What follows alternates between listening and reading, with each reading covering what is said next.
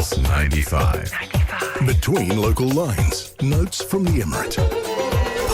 Notes from the Emirate indeed. Over the weekend we had a very, very busy time for Rania Saadi over here and Pulse 95 crew. That's right. At the Xposure Photography Festival. We had a lot of busy time for those participating as exhibitors and sponsors. And amongst them was Sharjah Media City. So in line with that, I'd like to invite the director of Shams, Mr. Shihab Al Hammadi. A very good morning to you and welcome on the Majlis. Thank you all. Thank you for having me.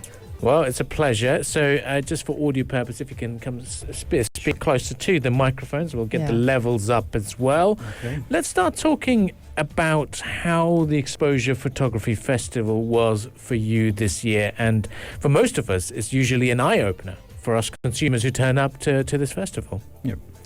Well, to start with, the event, of course, took place within this current situation, as we all know, and it had an effect on the attendance of the exhibition. There was, compared with the last year, the attendance was a bit lower than last year, and I think still the measurements, the health measurements that were taken by the organizers were actually very, very good, and I believe that there was a chance for people to show up, but I think because of the situation, some of the people were hesitant to show up in the show, and I think.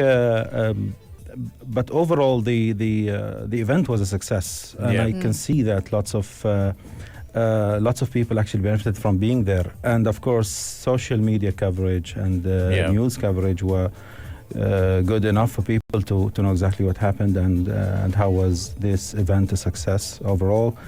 For us, Shams, actually, we did participate last time with some workshops. We had some kind of a majlis where people can come and discuss and exchange ideas and thoughts about the industry and how things work.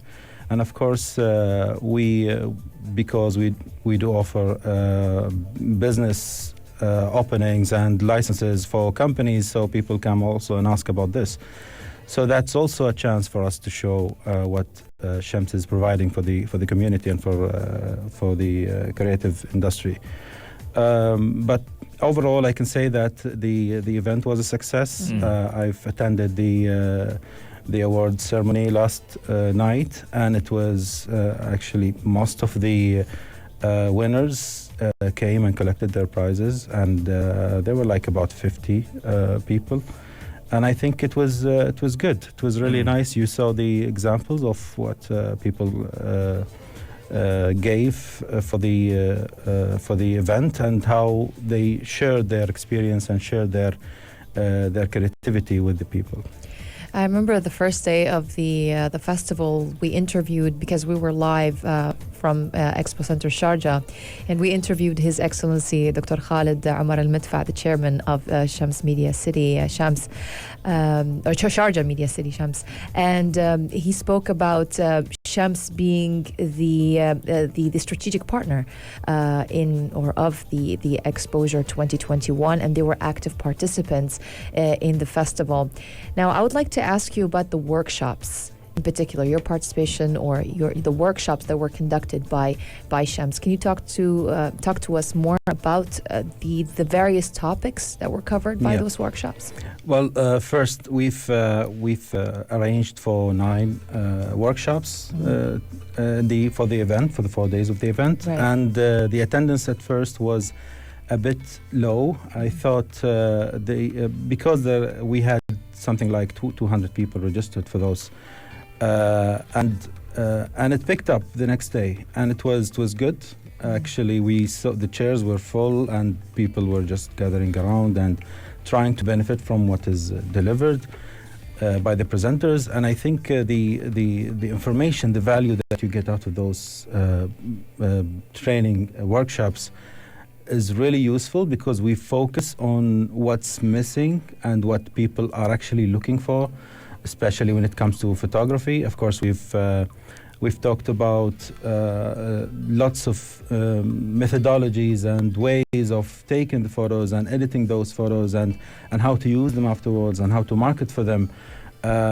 We've also conducted a workshop on how to build your own website regarding the photos you have and how to market for them. And there is also a workshop that was for Google Local Package, which you can actually go and advertise for your website and show your creativity in photography. Also, this comes along with some workshops on how to make this a business and how to actually start your business being a creative person. And this also comes with the services that Shams actually provide for the community and for the economy, where when it comes to starting a business or having some kind of existence, even if it's a virtual existence, an online existence, with proper and legal paperwork taken in place.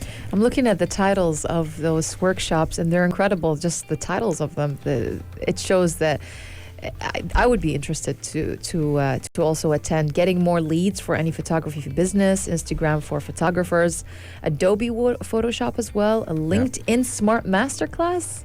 LinkedIn was Smart Masterclass. That's really nice. Smartphone photography tips and tricks. All of those, they were kind of conducted by... and I've actually attended some of them. As I said, the focus is on how to benefit from the tools that you have. If you're a professional and you're using a DSLR cameras, you might be interested in more like in things like lenses and how to use the lightings and the professional photography tools and equipments. But if you are a phone photographer, that's also something that you might be interested in. So yes, you do also have trainings on how to use your smartphone and shoot professional photos, and what tools comes with it, what applications could help you enhance those photos and have more out of your small lens of a camera in your phone. And also how to publish them online and how to actually make this a habit. So these trainings, I could go forever talking about what value they provide, but the essence is that there is always something to learn, and there is something that you will be interested in for sure. And we try to cover all aspects of those for all kind of attendees in the event. And I thought the attendance and the people, the likings of the people for those trainings were really good. We've actually, we always look for the feedback afterwards. Of course, we haven't done that because it was just yesterday. So we'll be looking into this and we'll get more information on what worked and what not. Mr. Shihab, I want to ask you a personal question. Just stepping out of the director of Shams' shoes for a second, and outside of Shams' workshops or attending them, I'm sure you went and took a tour around Xposure 2021. Anything that grabbed your attention, anything that you liked in particular? Well, I couldn't myself, let's say, rate the photos and see everyone has its own beauty of its kind. I like myself the photos that are original, that maybe had some effects but not extreme changes using the applications, Photoshop or whatever. So there, I couldn't mention them specifically, but I remember lots of places, lots of sections of those that I stopped and looked at some photos really deeply, because you can see how the creativity in each of those photos. And also, of course, the winners of the awards, you can see what the message, They have contributed a lot, yeah. Yeah, and you can see that the idea behind the photo is actually something that you also want to talk about. That is something that you want to show, not Yeah. only the beauty of the photo itself. Exactly. So there are lots of things that you can just stop and talk about. It's so true. One thing you've touched on in your answer earlier is the fact that in your workshops you talked about some things that were missing in today's photography that you wanted to address. Can you elaborate on that a little bit? What do you think is missing in today's photography? Well, it's not that missing. Everyone is missing something. Right. Everyone want to go for the next step. We are providing from the training workshops that we've conducted. We always look for the next step on everyone's profession. So there is always something that you can be looking for in the industry, and there is nothing specific for the, let's say, for the public, but for every individual there is something that you will be seeking.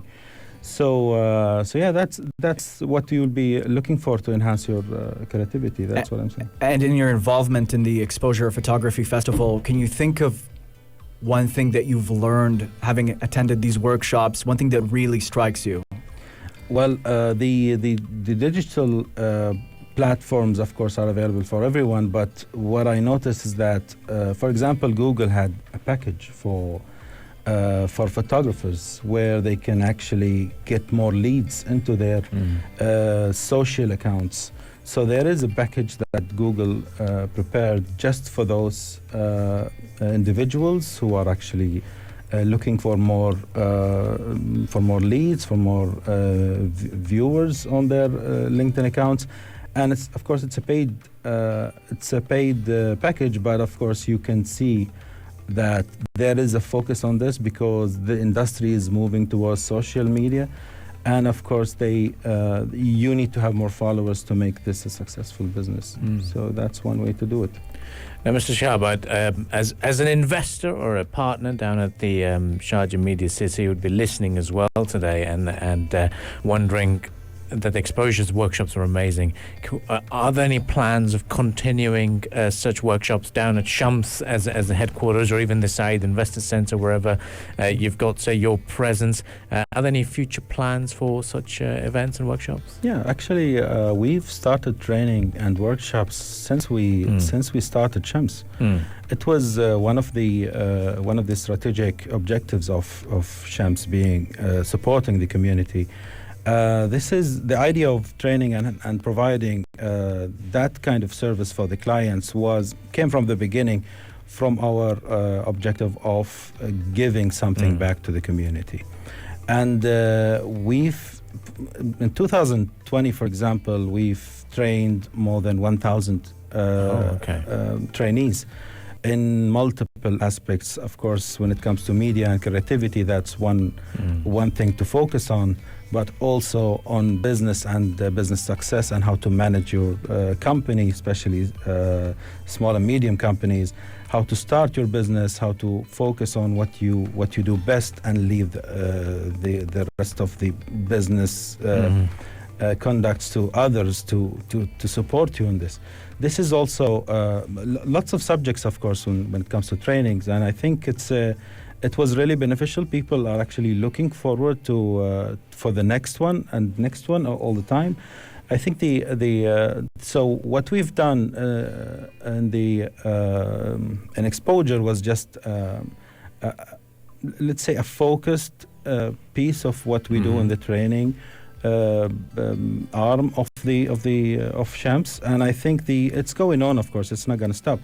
And I encourage people to follow us on Instagram and Twitter to see if there is anything coming up, and of course there will be. Now, in terms of what's coming up, I think a lot of people would be also looking forward to the end goal of Sharjah Media City in terms of construction, because we've got plenty of buildings coming up very shortly. New developments, yeah. Yeah, when it comes to having those flexi desks, having the studios being set up. So how far away are we now with seeing that dream coming to life? Yeah, well, of course, you've had some sense or let's say a taste of what Shams is providing. from the business center that we have already in the main building, the headquarters. The idea is going to grow to a much larger scale in the new buildings. We have a three building complex coming up.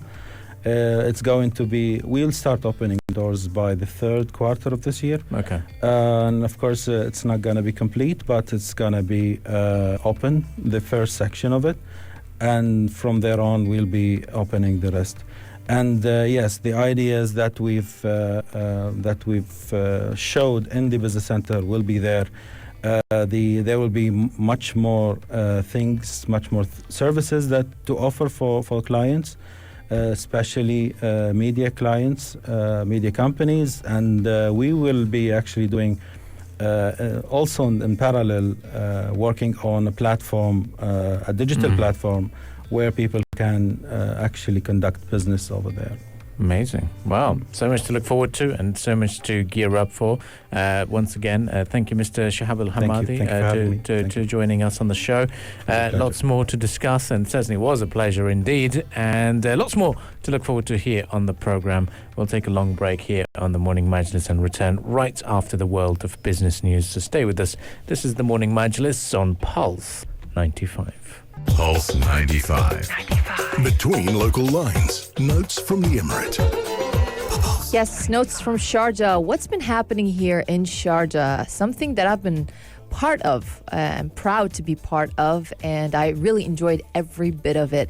And it wasn't just me; it was my colleague here at Pulse 95 Radio, Aisha Al-Mazmi and Hani Balqis. We were part of the 4-day event of the 2021 or the 5th edition of Xposure International Photography Festival. It was amazing. We had a great time. We got to speak with a lot of photographers, great photographers, and with lots of stories to share and to tell.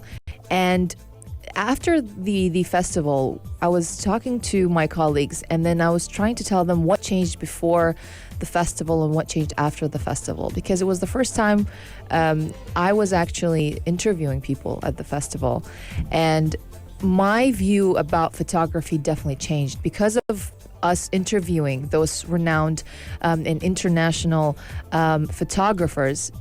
In the beginning, to be honest, when I went to the festival, I was thinking, just like a lot of people would think, photography is just a person with, or photographers is just are just people with cameras, and they're good at what they do, and they just catch the right moment and take the right photos, and that's it. But later on, I realized that photographers are people with strong messages, and they change the world. Because the people that we interviewed, a lot of them, they have taken so much or so many humanitarian gestures that has made a lot of impact and change in our world. We talked to, for example, Giles Dooley. He lost his arms in Afghanistan, his arm and 2 legs in IED, and he later on, after 2011, he returned to Afghanistan in 2012, and he worked as a photographer, not just photography's sake, but because he wanted to document people that have gone through the same experience that he has gone through, lost their arms or have been hurt and injured because of conflict in their country. He also became, for example, the CEO and founder of the NGO Legacy of War Foundation, and he names himself the anti-war photographer. He's a campaigner for the rights for both refugees and those living with disability caused by conflict. So it's people like those who really do make a change in the world. And I asked a lot of them the question, what is the legacy you want to leave behind? And their answers weren't just about, oh, I just want to be known as the best photographer in my region or in the world, or I'm the best person that knows how to do landscape photography or use this specific lens. They were talking about humanitarian efforts. They were talking about humanitarian messages. So you kind of, what I personally learned after Xposure 2021, is that I have a new respect for photographers and photography because of the strong message behind it.